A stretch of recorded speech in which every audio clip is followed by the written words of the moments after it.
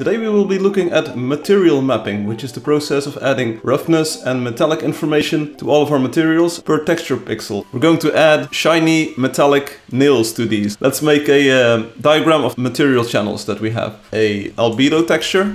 And the albedo texture has got a red, green, blue channel, the material color. And we have an alpha channel. Alpha stands for transparency. Then we have a normal map. We have RGB channels, the XYZ vector of the surface normal, the direction that light bounces off of this. The alpha channel of the normal map is currently unused, and the material map has got an R channel used as the ambient occlusion. And then the GBA, Game Boy Advance channels, they are currently unused. For material mapping, we want to have a roughness map. We want to add a metallic map. We want to have an albedo mix map in here. And there's one more that we want to have, a prelit map. Prelit stands for the light emission. So we have four properties: roughness, metallic, albedo mix, and prelit, that we want to assign to 1, 2, 3, 4 unused channels. Now, one thing that we have to keep in mind is for the normal map, it's going to be pretty hard to add an alpha channel to this because we actually hand draw the normal map. We want it to be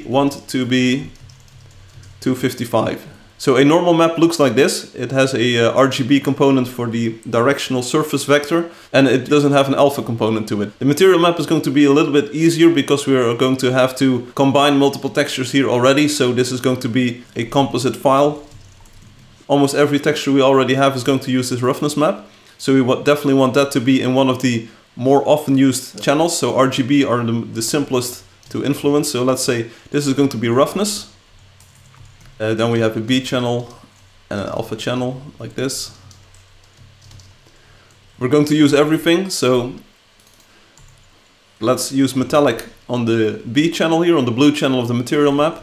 So we could move prelit to here. Prelit, we have to assign the albedo mix to the alpha here. So albedo mix.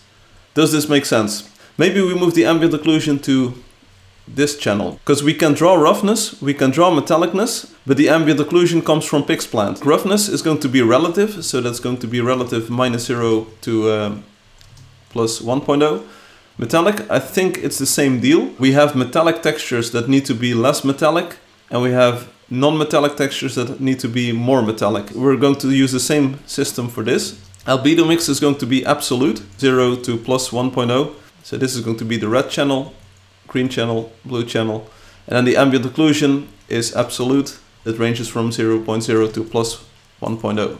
Align these. Maybe we call this emission, the more natural term for radiating light. So we're going to have to draw a material map for the wooden planks. I kind of want to make a folder per texture file that we have. We move all of the wooden planks files into base wooden planks. And then we call it base wooden planks pole. Let's move it over there. So now we're going to have to draw an albedo mix channel, a metallic channel, and a roughness channel for the wooden planks. I think we want to use the albedo as a base. Steel in the engine is defined as a gray color. Lightness is going to be 61, sort of. So we need to update the albedo map to match that.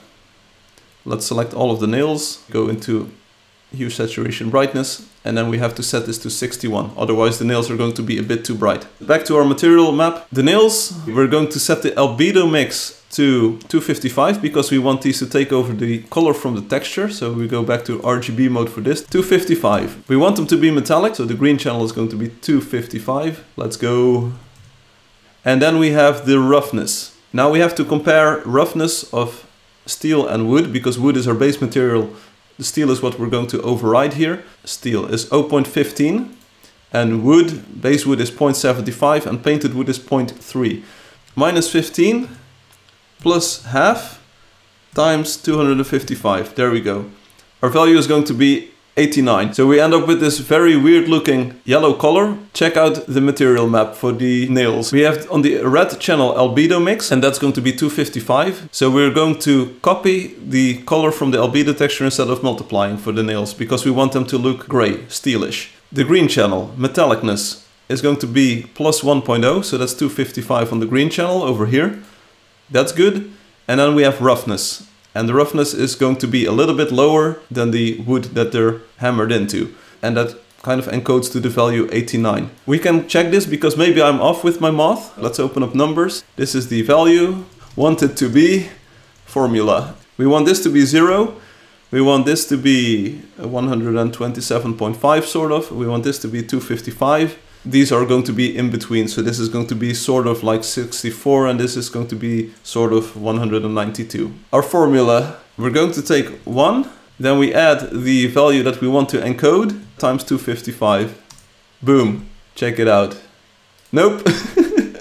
We do this times 127.5. It's exactly what we want. So this is a relative value calculation. And now we can add our custom values over here. So we have minus 1.15. So the value is going to be 108. So we can use this as our calculation. Save this to the desktop. Material value calculator. There we go. So now on to the rest of the texture. We want the albedo mix to be 0. Red channel is going to be 0. Then the metallic portion isn't going to change, so that's going to be relative, but we want to err it on the low side, so we say that's going to be 127. It's unchanged, but it's on the bottom side of being metallic. The roughness isn't going to change, and that can err to the lower side as well. 127 for the blue channel, like this. Basically, we can just throw everything away and use the background layer for this. No albedo mix. No change in metallic and in roughness. Now we just have to get the ambient occlusion into the alpha channel. So let's make a new texture file, place the material map in here. Then we add transparency to it and we place the ambient occlusion map into the transparency. Maybe this works first try. Boom, there we go.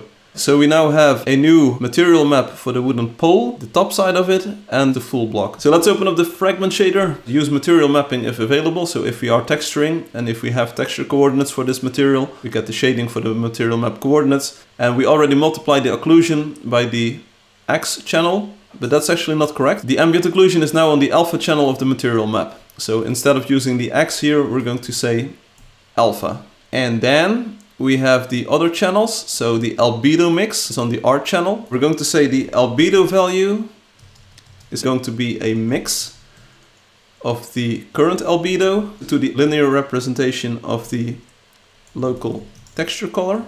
The mix factor is going to be the local material map R channel. Then we have the metallic property, so that's going to be plus is, because it works in a relative way. And metallic is going to be -1 to +1 in the green channel of the material map.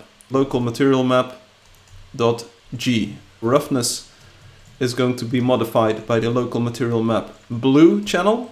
Now what we want to do, because if our texture defines a roughness +1 and the roughness was already +1, it's going to be a huge value. So we're going to say clip material properties. Let's run with this. Let's see what happens. The nails in the textures, as you can see, they are now gray. Whoa.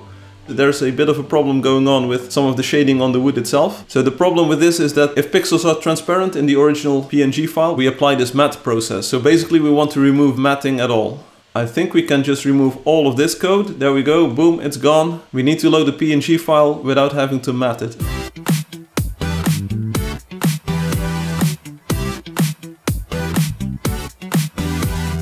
So let's run it. Gray nails in the wood everywhere. So I believe we are working, but we can debug this a bit better. So let's output the fragment color to be the metallic property. So we're going to use metallic here and just make it effect 3 of metallic. Metallic factor, there we go. So everything that's not metallic will be black, everything that is metallic will be white. It's good that we debug this. We can now see that the wood is suddenly picking up some metallic value. And I already know why. Instead of just plainly adding this, we have to multiply by 2 and then we subtract 1.0 from that. And the same holds for the roughness here. So we can just copy this equation over and then use the blue channel. The wooden planks are now back to being non-metallic. The nails are now super metallic. Now you can finally see the metallic property sort of come to light here. The nails definitely get this very nice highlight going. We can make base textures for all of the other materials. Now the background of the roofing tiles is going to be more rough. They have the roughness factor of tiles, 0.2. So we kind of want to add 0.55 to that. So let's open up our calculator application that we just wrote. There we go, 197.6. And we're going to assign that to the roughness channel, 198. If all goes well, the roofing tiles are still very shiny. They have veneer on them, but the background is going to be more like stone. Yeah, so very bright tiles, and we can't almost see the in-between portions. A nice specular highlight on the tiles and not on the background anymore.